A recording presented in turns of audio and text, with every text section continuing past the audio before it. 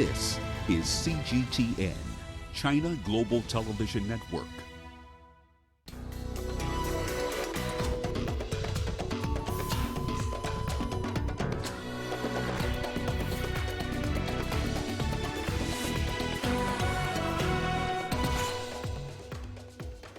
Tunisians vote for president in test of young democracy. Mozambique set for general elections on Tuesday. And China and Nepal vow to boost cooperation as President Xi Jinping makes a historic visit to the South Asian nation. This is CGTN. Welcome to Africa Live. I'm Beatrice Marshall in Nairobi. Also coming up on the program, we'll bring you the story of a female journalist seeking to use her camera skills to keep the Somali story alive. Let's start off in Somalia, where several rounds of mortar shells have landed within the vicinity of the Mogadishu airport. 9 people are reportedly wounded in the incident. Those injured include staff at the African Union and the UN missions located there. Witnesses inside the AMISOM base say the attack provoked panic. No group has so far claimed responsibility for the attack, but the radical Islamist group Al-Shabaab has carried out similar attacks in the past on the airport zone. In Tunisia, 7 million eligible voters have taken to polls to decide the fate of 2 presidential candidates. Kais Saied garnered 18.4% of votes in the first round of polls, while Nabil Karoui, who was released from prison just days ago, came second with 15.6%. The one who gets more than 50% of the votes will be the new president to lead the country for the next 5 years. CGTN's Adnan Chauchi reports. Tunisian voters lined up for 2 hours to elect their new president. Over 4,000 polling stations opened at 8 a.m. The turnout was below 13% in the morning, but it increased throughout the day. Nabil Karoui voted at Laikwan Primary School in Tunis amid tight security measures. He promised to modernize the country and to create a new social and economic dynamic. I will be the president of a modern Tunis that respects women's rights, helps the poor, and lets our youths dream and find a job at home instead of risking their lives in illegal migration. It's a country of justice. Tunisians must vote massively. We'll certainly win this election. 700 foreign observers and over 15,000 Tunisians are monitoring the election process. They were trained by the election authority, the civil society and the political parties.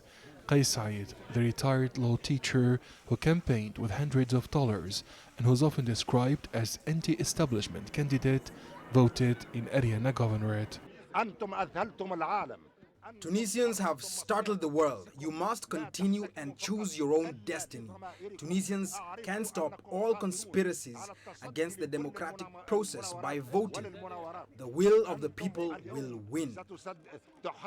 Tunisians are optimistic about the outcome of the election. Many believe that the country is on the right path to democracy, despite the social, economic and security challenges. I hope the situation improves in Tunisia. The new president must eradicate terrorism and reform the educational and health systems. No matter who wins, the winner shall be a president for Tunisians without distinction. As youths, we are fed up of empty political promises. We are voting for change.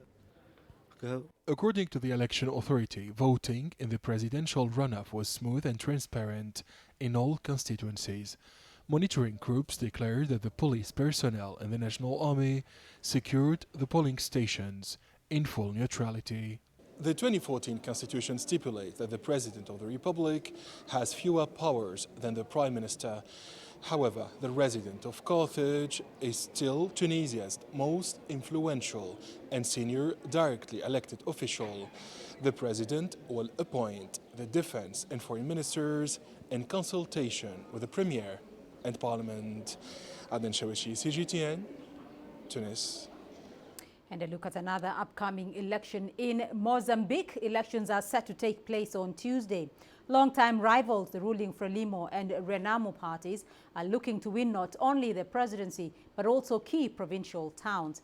The assassination of a local election observer has increased the tensions there. CGTN's Ashta Tal has more. It's the final rally for Mozambique's President Filipe Nyusi and the ruling party Frelimo. We have been able to feel the sympathy of the people, to feel how much they agree with our manifesto. We think that Frelimo and our campaign is in the right solution, the favorite solution for many Mozambicans. Sentimos que a Frelimo e a nossa candidatura. The mood here might be jubilant, but elsewhere in the country there is more of a somber mood. In the southeastern city of Jai, the head of a local observation mission was killed in a drive-by shooting. While reports have emerged that members of an elite police force were responsible for the death of 58-year-old Anastasio Matavel, the country's police has yet to comment. The mood in the country is already tense as bitter rivals Frelimo and Renamo head off in the polls. Renamo, a former rebel movement, fought Frelimo in a civil war from 1977 to 1992. Following a historic ceasefire agreement in August, the opposition party is aiming for the presidency with their candidate, Osufu Momad. Everyone, not only me, is hoping that Renamo and Osufu Momad will win these elections. He has to win so that the situation of the Mozambican people improves. In 500 years of colonization, they did nothing. In 44 years of war in Mozambique, Frelimo did a lot. As Mozambicans head to the polls, there's hope the country will remain peaceful, no matter the results. Astatal, CGTN. In Kathmandu, where China and Nepal have released a 14-point joint statement which aims to boost cooperation between the two countries. It comes during President Xi Jinping's visit to Nepal, in which he also expressed China's determination to crush any attempts to split China. He says any attempt to split China will inevitably fail. President Xi made the remarks in a meeting with Nepali Prime Minister Kanja Prasad Sharma Oli in Kathmandu. The Nepali Prime Minister said his country firmly adheres to the One China principle and will never allow any force to use its territory to carry out separatist activities against China. In his meeting with the chairman of the Nepal Communist Party, President Xi thanked Nepal for its support on issues related to China's core interests. This is the first visit to the country by a Chinese president in 23 years. Xi Jinping also met with his Nepalese counterpart, Bidya Devi Bhandari, and called for the construction of a trans-Himalayan connectivity network. Bhandari held a welcome banquet for the visiting president and said Nepal wants to play an active role in the Belt and Road Initiative. This short visit produced a 14-point joint statement. China and Nepal are upgrading their ties to a strategic partnership of cooperation. The two countries agree on mutual respect for sovereignty and territorial integrity. They say they will maintain close, high-level exchanges and strengthen mutual trust. They agreed to an early implementation of an agreement under the Belt and Road Initiative and to work together in developing a trans-Himalayan connectivity network covering railways, ports, highways, and airways. Nepali representatives will attend the second China International Import Expo as the two sides look to strengthen economic cooperation and improve the livelihoods of people in both nations. The Pakistani Prime Minister is visiting Iran after a request by the United States and Saudi Arabia to help defuse rising tensions in the Persian Gulf. Imran Khan's office says the trip is part of an initiative to promote peace and security in the region. The Prime Minister held talks with Iranian President Hassan Rouhani on Sunday and is expected to meet Iran's Supreme Leader Ali Khamenei. This is Khan's second visit this year to Iran. You're watching Africa Live. Coming up on the program.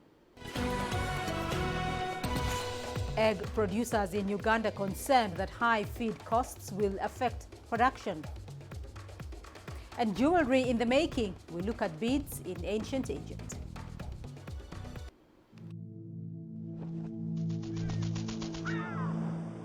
How will your world change today?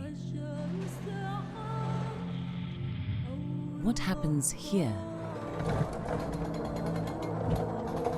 What happens there? Or what you make happen for yourself. If it matters to you, it matters to us too. Your stories are the stories that need to be told. Africa Live. Find your voice.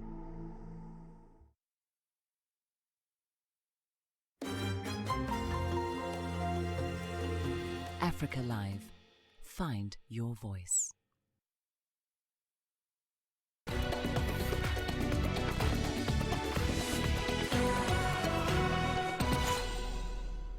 On to Somalia now, and we bring you the story of a female journalist seeking to use her camera skills to keep the Somali story alive. From Mogadishu, CGTN's Abdulaziz Bilo brings us the story of Mogadishu's finest videographer. Mariam Omar Hassan is one of the youngest female camera operators in Mogadishu. The 23-year-old has made a name for herself in a field mostly dominated by men.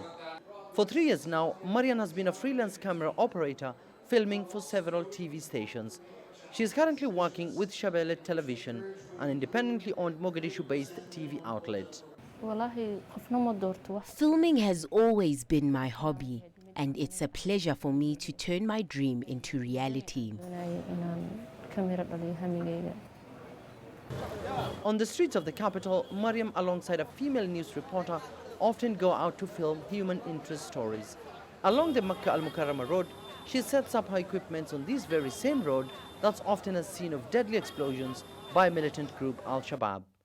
Journalism continues to remain a dangerous profession in Somalia, with competing forces targeting media workers who are not aligned with their objectives. Media advocacy organizations have ranked Somalia as one of the worst media operating environments for journalists, with hundreds of murders gone unresolved. But that hasn't distracted Mariam from moving from point to point in seeking crucial information for her news organization.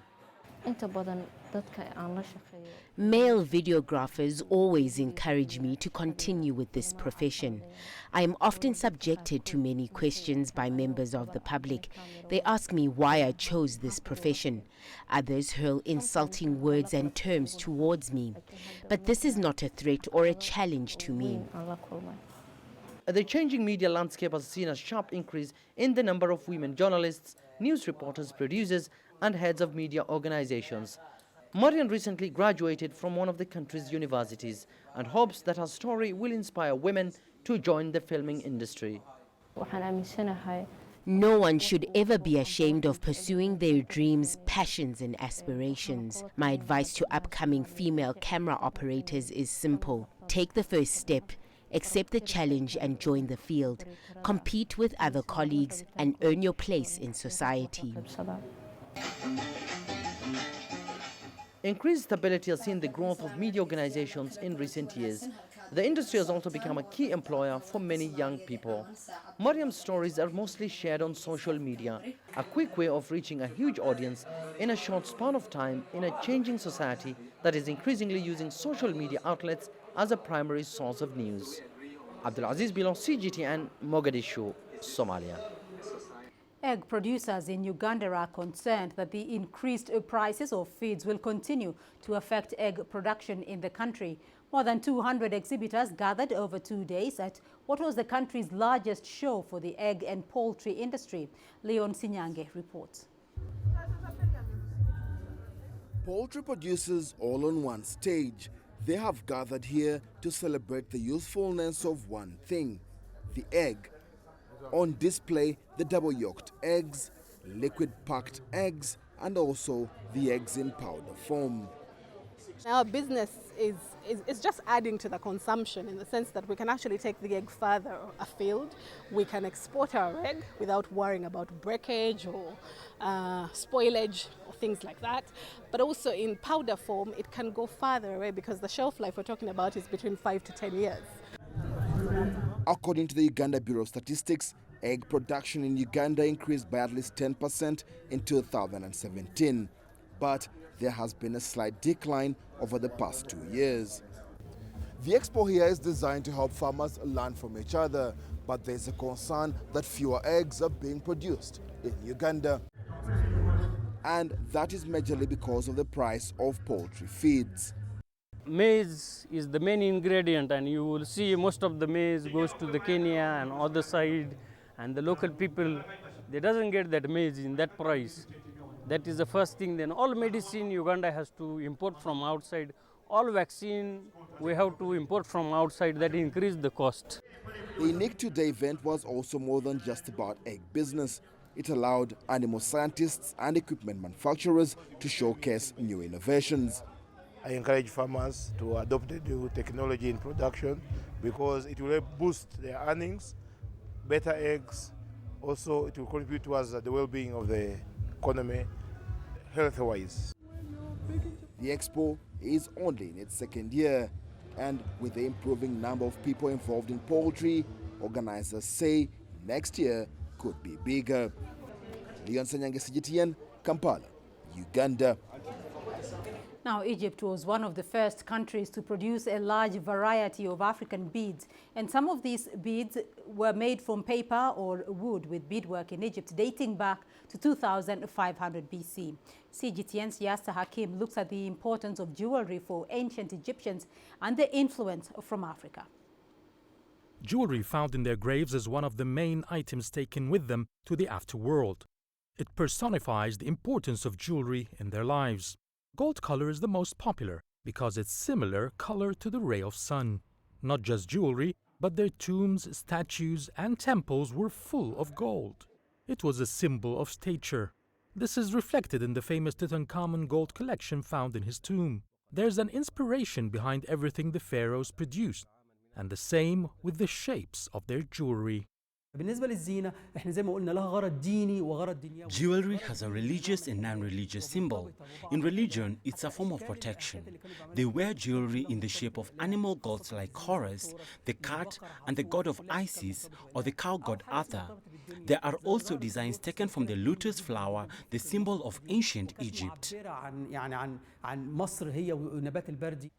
A lot of the designs have had an African influence.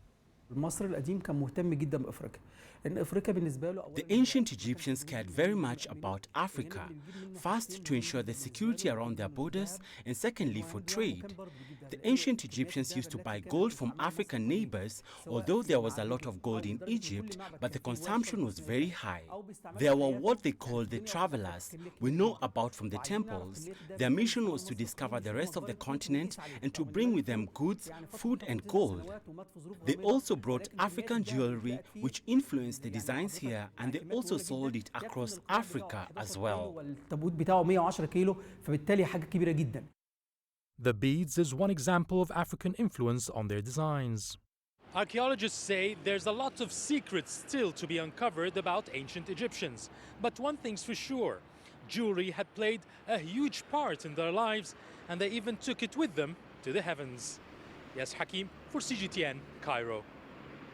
And your sports news coming up next. Here's what's ahead. Egypt's table tennis champion Dina Meshref set to begin her professional career in Germany.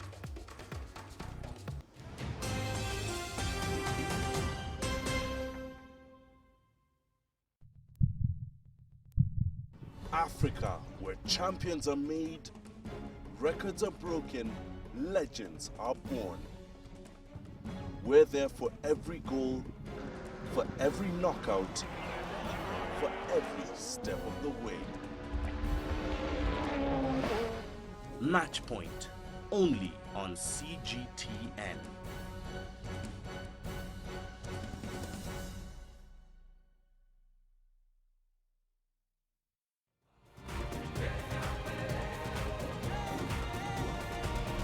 Africa Live.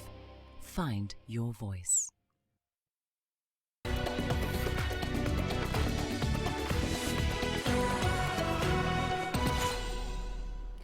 And let's begin in athletics, where there was yet more record-breaking feats for Kenya on Sunday as Bridget Kosgei smashed Paula Radcliffe's